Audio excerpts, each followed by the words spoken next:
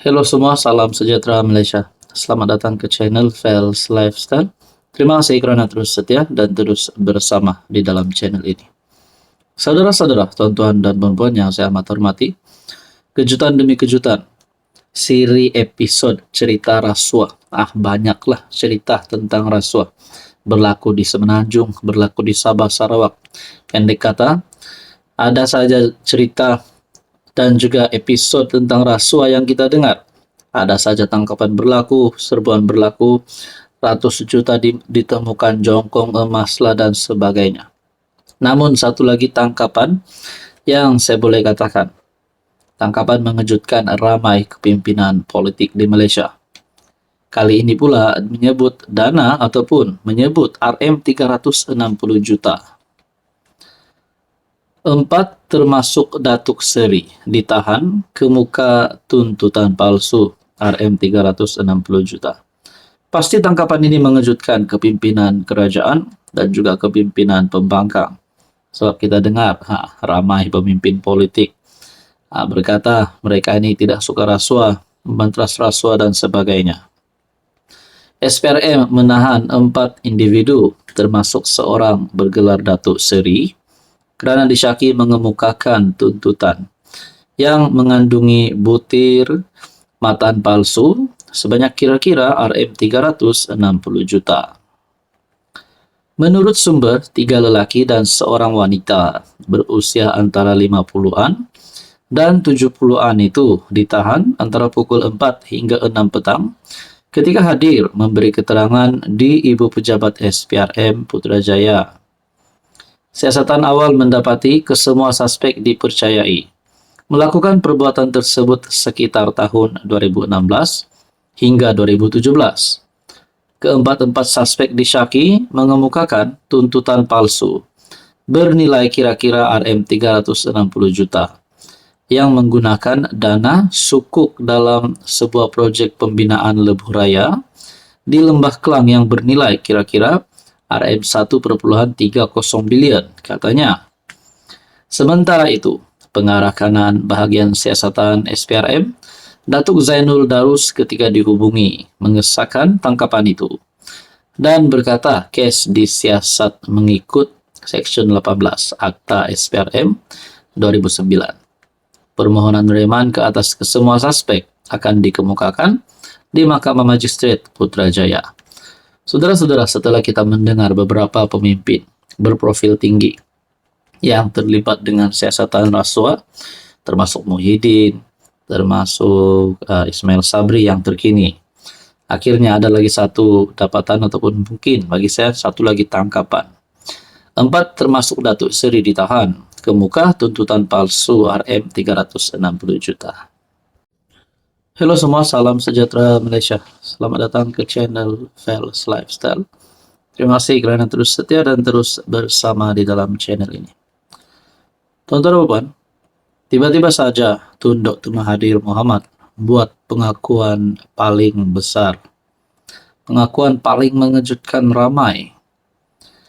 Mungkin ada yang berpendapat di saat usia Mahathir yang sudah terlalu tua, tapi masih lagi aktif, masih lagi kita dapat cakap, masih lagi terlibat dengan politik di Malaysia. Bahkan kini sebahagian daripada kepimpinan Perikatan Nasional, PAS.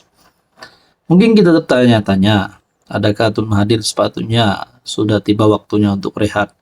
Dalam ruangan komen saya di dalam channel ini berkata, Tun Mahathir patut rehat saja, luangkan masa bersama dengan keluarga. Tapi kali ini satu lagi kenyataan Tun Mahathir yang mengejutkan ramai. Tun Mahathir dakwa Melayu akhirnya tinggal di pinggir hutan. Nah, dengan tajuk ini saja pun timbul banyak persoalan daripada kalangan netizen dan pendengar. Tun Dr. Mahathir Mohamad mempersoalkan makna kemerdekaan. Jika negara dimiliki orang lain dengan bangsa Melayu, akhirnya akan tinggal di pinggir hutan. Bekas pengerusi Parti Pribumi Bersatu Malaysia Bersatu berkenaan mendakwa tanah air ini bukan lagi milik orang Melayu. Akhirnya orang Melayu akan tinggal di pinggir hutan. Tanah Melayu bukan lagi milik orang Melayu.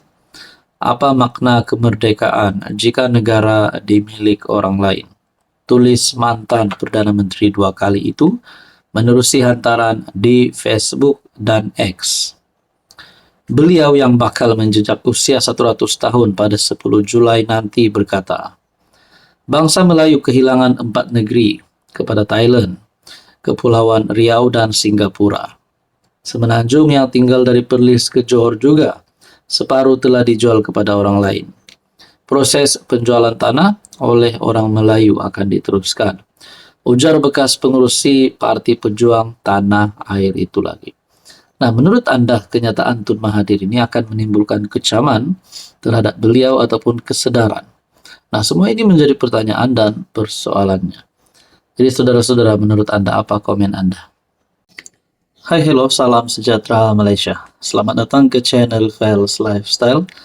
Terima kasih tuan-tuan dan puan kerana terus setia dan terus bersama di dalam channel ini. Saudara-saudara yang saya amat hormati, ada satu gesaan ataupun ada satu cadangan. Setelah saya bertanya, adakah akan ada sebab selepas ini pada masa akan datang, sebelum PRU 16 ataupun pada masa terdekat ini, untuk UMNO menyertai Perikatan Nasional, ataupun mungkin ada ahli parlimen daripada UMNO untuk menyertai PN, ataupun mungkin ahli parlimen Barisan Nasional menyertai Perikatan Nasional. Saya telah menerima satu komen. Ada beberapa komen di sini. Yang pertama berkata, kita sokong UMNO menyertai PN. Komen yang kedua, MCA telah tidak relevan duduk dalam BN kerana DAP telah mendominasi Barisan Nasional. Elok sangat MCA pindah hala tuju kepada Perikatan Nasional. Saudara-saudara bayangkan kalau UMNO masuk PN, tinggalkan Barisan Nasional, tinggalkan Kerajaan Perpaduan. Dan begitu juga MCA masuk PN, tinggalkan Barisan Nasional dan tinggalkan Kerajaan Perpaduan. Adakah dengan ini relevan untuk Barisan Nasional bubar? Persoalannya adalah, adakah Zaid Hamidi sanggup melepaskan jawatan beliau sebagai timbalan Perdana Menteri semata-mata untuk menarik sokongan terhadap Anwar dan menyertai Perikatan Nasional? Demikian adalah komen yang saya terima. Ada beberapa komen. Mereka kata sokong UMNO masuk PN. Mereka kata MCA tidak relevan di dalam Barisan Nasional kerana DAP yang mendominasi Barisan Nasional. Nah, itu mungkin pandangan dia. Ada yang kata elok sangat MCA pindah hala tuju kepada Perikatan Nasional. Nah, saudara-saudara bayangkan kalau Zahid Hamidi menyertai PN. Di manakah kedudukan Zahid? Adakah beliau akan jadi pengerusi PN? Adakah beliau akan jadi timbalan pengerusi PN? Menjadi ketua pembangkang? Ataupun calon Perdana Menteri bagi Perikatan Nasional? Nah, semua ini menjadi pertanyaan dan persoalan paling utama.